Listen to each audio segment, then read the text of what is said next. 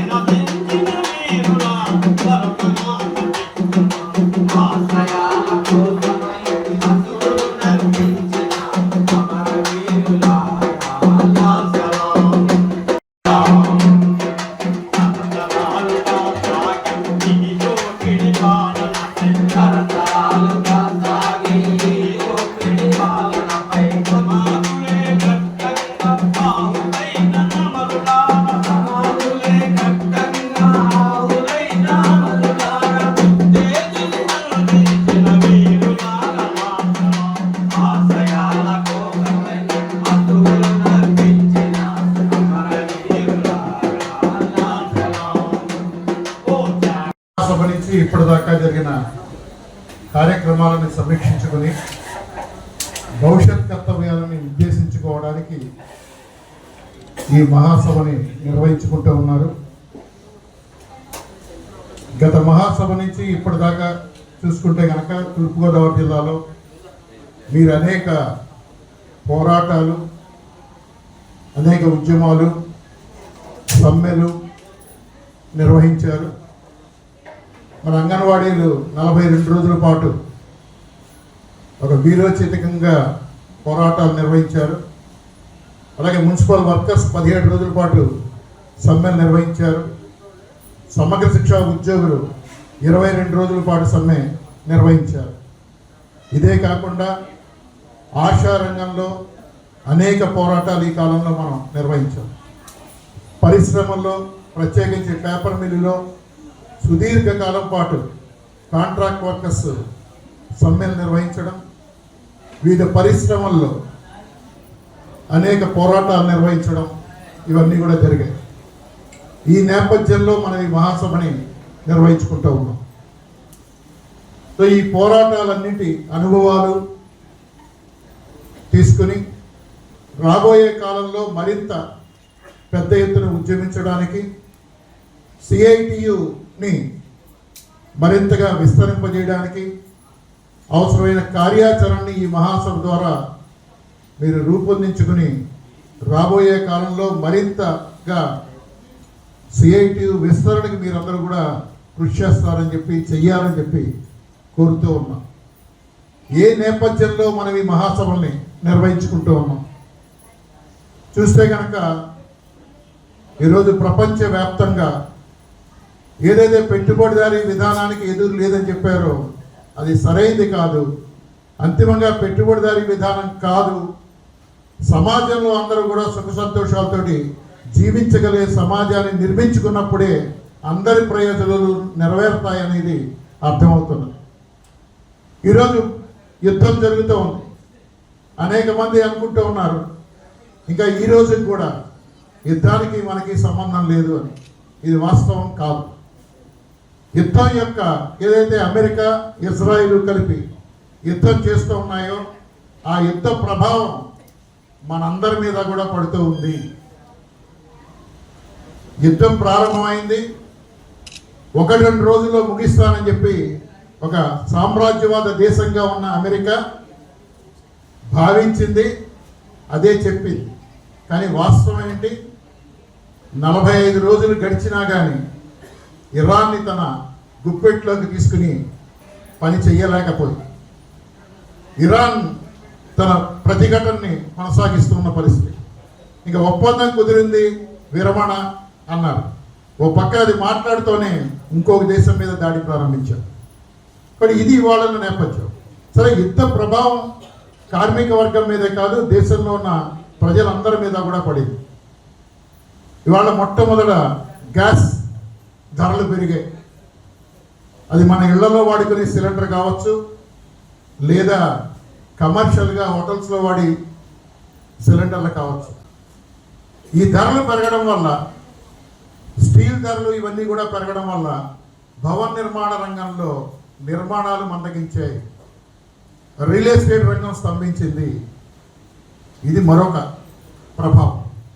ఇవాళ అమెరికా ఒక సామ్రాజ్యవాదం దేశం, ఒక దురహంకారంతో ఇవాళ ప్రపంచవ్యాప్తంగా వ్యవహరిస్తున్న తీరు, అనేక దేశాలు దీన్ని వ్యతిరేకిస్తున్న తీరు కూడా మన కళ్ళ మీదే ఉంది.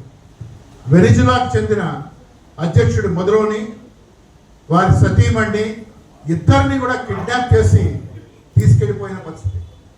అంటే తనకి చెందని ఒక దేశంలో ఉన్న దేశాధ్యక్షుడిని కూడా కిడ్నాప్ చేసిన పరిస్థితి. ఇంతకంటే దుర్మార్గం మరొకటి ఉండదు. ఇరాన్ సుప్రీం కమాండర్ ఎవరైతే ఉన్నారో, సుప్రీం కమాండర్ ఖుమేనీని చంపేసిన పరిస్థితి. అంటే ఒక దేశానికి చెందిన ఒక సుప్రీం లీడర్, అంటే దేశాధ్యక్షుడు అంటే ఆయన చంపేసిన పరిస్థితి. ఇంత దురహంకారంతో ఇవాళ అమెరికా వ్యవహరిస్తూ ఉంది. ఇతర దేశాలలో వాళ్ళ ఆంతరంగిక విషయాల్లో జోక్యం చేసుకుంటూ ఉంది. దీన్ని మనం వ్యతిరేకించాల్సిన అవసరం ఉంది. కానీ మన దేశంలో వ్యతిరేకిస్తున్నారా? మన దేశ ప్రధాని దీని మీద, లేకుంటే కేంద్రంలో అధికారంలో ఉన్న బీజేపీ ప్రభుత్వం కానీ దీని మీద మాట్లాడుతుందా? నోరు మెదపటం లేదు. మన దేశం యొక్క స్వతంత్ర విధానం ఏదైతే ఉందో ఈ విధానానికి కూడా తిలోదకాలు ఇచ్చి వ్యవహరిస్తున్న తీరు. అనేక సంవత్సరాలుగా, దాదాపు 4-5 దశాబ్దాలుగా ఇరాన్ మనకి మిత్ర దేశంగా ఉంది. అత్యంత చౌకగా మనకి చమురు సరఫరా చేస్తున్న దేశాల్లో ఆ దేశం కూడా ఉంది. ఇవాళ అటువంటి దేశం మీద ఒక దురాక్రమణ కింద పెద్ద ఎత్తున యుద్ధం చేస్తే దాన్ని కనీసం ఖండించాల్సిన పరిస్థితి కూడా మన దేశ కేంద్ర ప్రభుత్వం చెయ్యని స్థితి ఇవాళ నెలకొని ఉంది. దీన్ని ఇప్పటికే మనం నిరసన తెలియజేశాం. ఇవాళ ఏదైతే అమెరికా ఈ దురాక్రమణ ఈ విధంగా వ్యవహరిస్తోందో, ఆ అమెరికాలోనే లక్షలాది మంది రోడ్ల మీదకి వచ్చి నిరసన తెలియజేస్తున్న పరిస్థితి ఈ విధానానికి వ్యతిరేకంగా. ఎందుకని?